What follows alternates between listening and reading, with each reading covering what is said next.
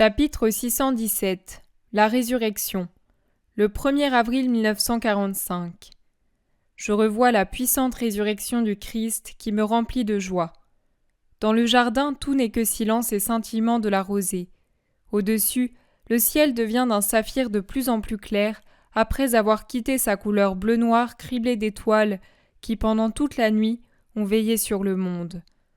L'aube repousse de l'Orient vers l'Occident les régions encore obscures, comme le fait l'eau lors des marées hautes, qui s'avance toujours plus pour recouvrir la plage et remplace le gris noir du sable humide par le bleu des eaux marines. L'une ou l'autre étoile ne veut pas encore mourir et luit de plus en plus faiblement sous l'onde de lumière vert clair de l'aube, d'un blanc laiteux nuancé de gris, comme les feuillages des oliviers engourdis qui couronnent un coteau peu distant. Finalement, elle fait naufrage, submergée par l'onde de l'aube comme une terre que recouvre l'eau. Et puis en voilà une de moins, encore une, et une autre, et une autre. Le ciel perd ses troupeaux d'étoiles, et ce n'est qu'à l'extrême occident que 3 étoiles, puis 2, puis une, restent à regarder ce prodige quotidien qu'est l'aurore qui se lève.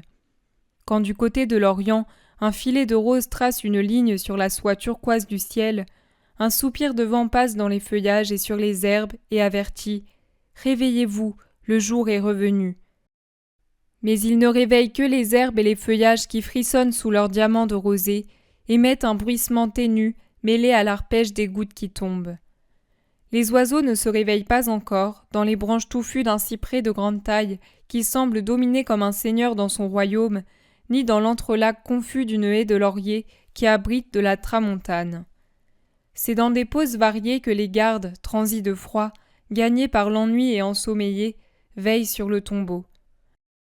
La porte de pierre a été renforcée sur ses bords par une épaisse couche de chaux, comme si c'était un contrefort sur le blanc opaque de laquelle se détachent les larges rosaces de cire rouge portant le sceau du temple, imprimé avec d'autres directement dans la chaux fraîche. Les gardes doivent avoir allumé du feu pendant la nuit, car on voit encore de la cendre et des tisons mal éteints sur le sol. Ils ont aussi joué et mangé, car je vois répandus sur le sol des restes de nourriture et des osselets bien polis qui ont servi certainement pour quelque jeu, comme notre jeu de domino ou nos billes. Ils ont pour cela utilisé un échiquier rudimentaire tracé sur le sentier. Puis, ils ont tout laissé en plan par lassitude et essayé de trouver des positions plus ou moins commodes pour dormir ou veiller. À l'Orient, une étendue rose s'agrandit de plus en plus dans le ciel serein, où par ailleurs il n'y a pas encore de rayons de soleil. C'est alors que surgit de profondeurs inconnues un météore resplendissant qui descend, tel une boule de feu à l'éclat insoutenable, suivi d'un sillage rutilant, qui peut-être n'est que le souvenir de son rayonnement sur notre rétine. Il descend à grande vitesse vers la terre, en répandant une lumière si intense, si fantasmagorique, à la beauté si effrayante, que la lumière rosée de l'aurore en est éclipsée et disparaît. Surpris, les gardes lèvent la tête parce que cette lumière s'accompagne d'un grondement puissant, harmonieux, solennel, qui remplit toute la création. Il provient de profondeurs paradisiaques. C'est l'Alléluia, la gloire angélique qui suit l'esprit du Christ revenant dans sa chair glorieuse. Le météore s'abat contre l'inutile fermeture du tombeau, l'arrache, la jette par terre, foudroie de terreur et de bruit les gardes placés comme geôliers du maître de l'univers, en provoquant avec son retour sur la terre un nouveau tremblement de terre, comme cet esprit du Seigneur en avait produit en fuyant la terre. Il entre, éclaire le tombeau de sa lumière indescriptible, et pendant qu'il reste suspendu dans l'air immobile, l'esprit se réinfuse dans le corps du Christ sans mouvement sous les bandes funèbres. Tout cela se passe, non en 1 minute, mais en une fraction de minute, tant l'apparition, la descente, la pénétration et la disparition de la lumière de Dieu a été rapide. Le « je le veux » du divin esprit à sa chair froide n'a pas de son. L'ordre est donné par les sens à la matière immobile. Aucune parole n'est audible par l'oreille humaine. La chair reçoit le commandement et lui obéit en poussant un profond soupir. Rien d'autre pendant quelques minutes. Sous le suaire et le linceul, la chair glorieuse se recompose en une beauté éternelle, se réveille du sommeil de la mort, revient du rien où elle était, vit après avoir été morte. Certainement, le cœur se réveille et se remet à battre. Il pousse dans les veines le sang glacé qui reste et en crée d'un seul coup la quantité nécessaire dans les artères vides, dans les poumons immobiles, dans le cerveau obscurci, et il y ramène la chaleur, la santé, la force, la pensée. Un moment passe, et voilà que se produit un mouvement soudain sous le lourd linceul. C'est si soudain, depuis l'instant où Jésus bouge sûrement ses mains croisées, jusqu'au moment où il se tient debout, majestueux, splendide dans son vêtement de matière immatérielle, surnaturellement beau et imposant, avec une gravité qui le change et l'élève, tout en le laissant lui-même, que l'œil n'a qu'à peine le temps d'en suivre le développement. Et maintenant il l'admire. Jésus est fort différent de ce que la pensée peut rappeler. Il est en pleine forme, sans blessure ni sang, mais seulement éblouissant de la lumière qui jaillit à flots des 5 plaies et sort par tous les pores de son épiderme. Il fait son premier pas. Dans son mouvement, les rayons qui jaillissent des mains et des pieds l'auréolent de lames de lumière.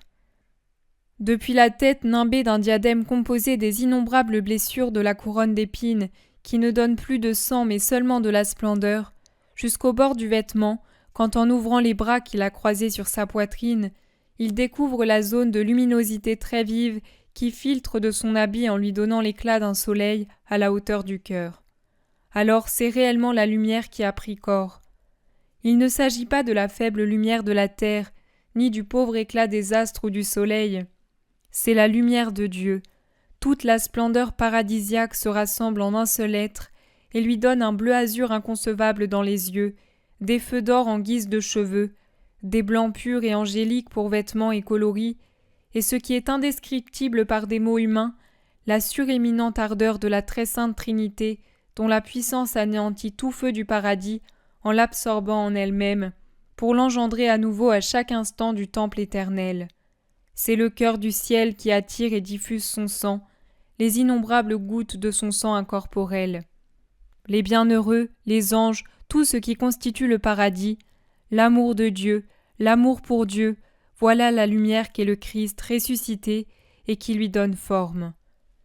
Lorsqu'il se dirige vers la sortie, et dès que l'œil peut voir autre chose que son éclat, voici que m'apparaissent 2 clartés très belles mais semblables à des étoiles par rapport au soleil, chacune d'un côté du seuil, prosternées en adoration pour leur Dieu qui passe, enveloppé de sa lumière, avec un sourire qui béatifie.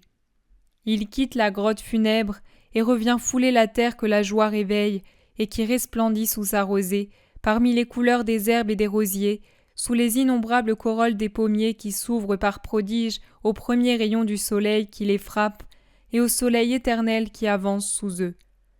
Les gardes sont évanouis. Les forces corrompues de l'homme ne voient pas Dieu, alors que les forces pures de l'univers, les fleurs, les herbes, les oiseaux, admirent et vénèrent le puissant qui passe, nimbé de sa propre lumière et de celle du soleil. Dans son sourire et sous son regard qui se pose sur les fleurs, sur les ramilles, puis s'élève vers le ciel serein, tout devient plus beau. Les millions de pétales qui forment une mousse fleurie au-dessus de la tête du vainqueur prennent une teinte plus soyeuse, plus nuancée. Les diamants de rosée se font plus vifs, et plus bleu est le ciel que réfléchissent ses yeux resplendissants, et plus joyeux le soleil qui peint de gaieté un petit nuage porté par un vent léger qui vient baiser son roi avec des parfums enlevés au jardin et des caresses de pétales soyeux. Jésus lève la main et bénit, et puis pendant que les oiseaux chantent plus fort et que le vent apporte ses parfums, il disparaît de ma vue en me laissant dans une joie qui efface jusqu'au moindre souvenir de tristesse, de souffrance et d'hésitation sur le lendemain.